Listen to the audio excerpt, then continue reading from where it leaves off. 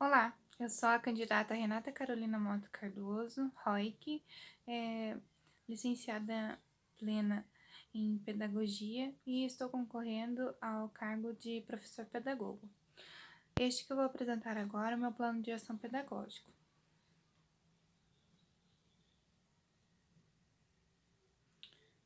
Inicialmente, gostaria de falar de alguns tópicos que eu irei explicar e salientar a cada um aqui durante esse vídeo. Os tópicos são o plano de ação e sua importância, problematização, fontes de atuação, objetivos gerais específicos e as ações, sendo elas a observação de aula e feedback formativo, a frequência e a aprendizagem. O plano de ação.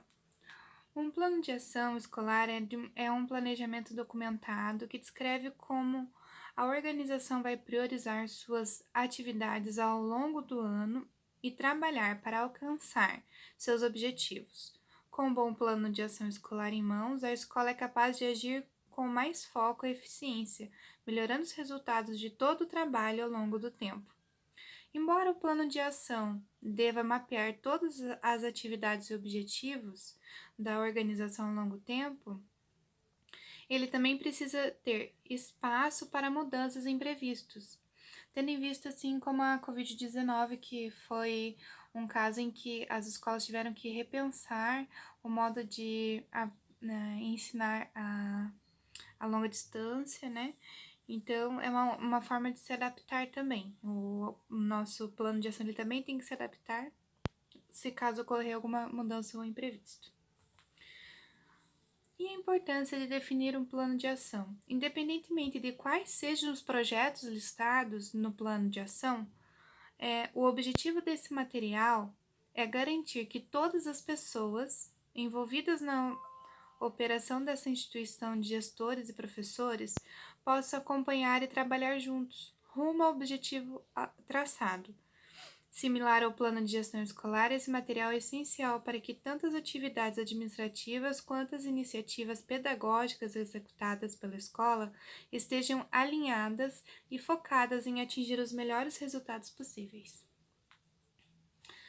Em si, a problematização no meu plano de ação seria melhorar o ensino e aprendizagem de forma significativa, intensificando a frequência dos estudantes, diminuindo a evasão escolar. Dentre as fontes de atuação seria a observação de sala de aula, a frequência escolar e a aprendizagem. O público-alvo seria a equipe diretiva, a equipe pedagógica, os docentes e os educandos. Os objetivos gerais: trabalhar a observação de sala de aula como uma metodologia de formação continuada em serviço, buscando colaborar com o desenvolvimento das práticas de ensino dos profissionais observados e acompanhar o processo de ensino-aprendizagem, atuando junto ao corpo docente, visando a melhoria dos mesmos. E quais os objetivos específicos? Melhorar a qualidade das aulas por meio do apoio entre pares, ou seja, equipe diretiva, equipe pedagógica e docentes, e depois os docentes e os educandos.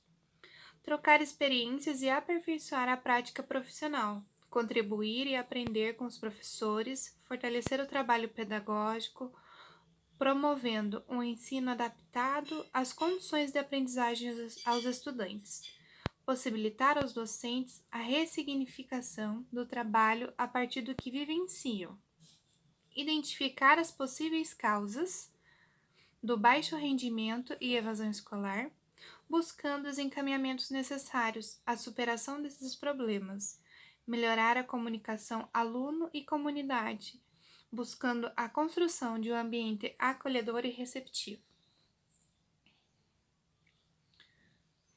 Dentre as ações, em si o primeiro seria observação de aula e feedback formativo. Como que funcionaria essa observação de sala de aula? Primeiramente, a partir do assessoramento pedagógico, iria procurar o professor na sua hora de atividade e marcar com ele a data e o horário específico para que seja feita a observação dessa aula. E conversar com ele quais os objetivos, as definições para serem feitas no dia da observação em si. O que ele quer que seja observado. Pode ser a baixa adesão dos alunos, ou até mesmo a falta de interesse, a falta de incentivo deles mesmo dentro de sala de aula, entre outras razões. Então, a partir dessa primeira conversa com o professor e desse posicionamento, daí seguimos para a segunda etapa, que seria a observação de sala. Na etapa de observação de sala, provavelmente a equipe pedagógica já teria uma ficha para pontuar todas as definições que o professor já havia falado com o pedagogo sobre o que queria que fosse observado nesse dia. Então, a partir do registro do pedagogo nessa ficha e também realizando a observação sempre ou no fundo da sala ou nas laterais para que não venha de algum modo atrapalhar a aula em si do professor e ficar o mais invisível possível nesse momento para que possa rever tudo que o professor já tem elencado anteriormente. E ao final seria a terceira etapa, o feedback formativo.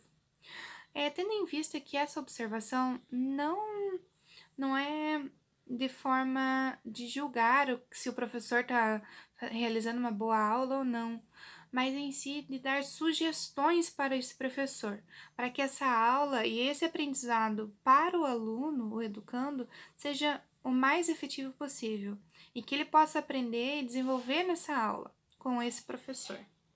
Então, no feedback, também procurar o professor num ambiente mais íntimo, assim, só os dois mesmos, para elencar essas sugestões e também ter uma devolutiva do professor para ver se essas pontuações do pedagogo são viáveis ou não nesse momento.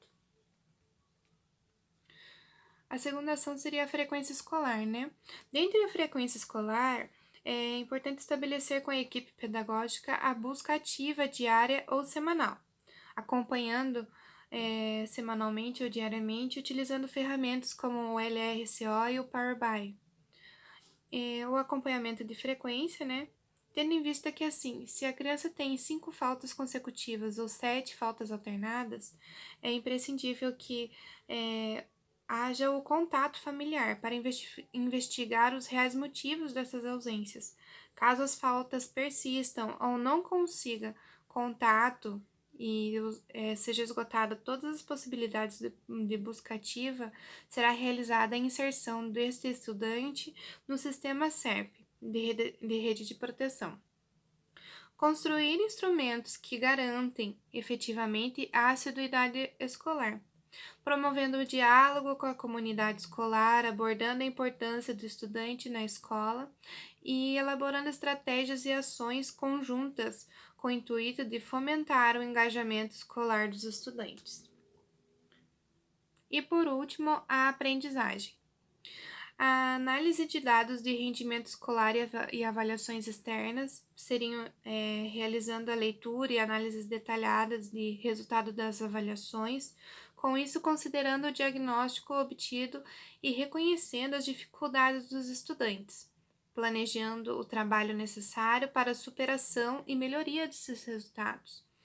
E também diversificando abordagens pedagógicas, propondo metodologias diversificadas, ampliando as possibilidades de êxito dos estudantes e oferecendo ferramentas tecnológicas como a Redação Paraná, o Inglês Paraná, além de metodologias ativas como gamificação, ação maker e projetos promovendo a autonomia dos estudantes.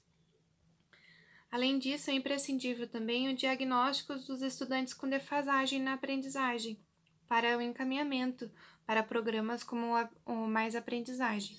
Então, durante a hora atividade, é importante que o pedagogo procure o professor justamente para saber mais dos alunos e se caso algum aluno realmente têm essa defasagem de aprendizagem, realizaram a indicação, né, para o programa Mais Aprendizagem, que é realizado no contraturno escolar. Então, é essa a minha apresentação. Espero que tenha gostado. Muito obrigada.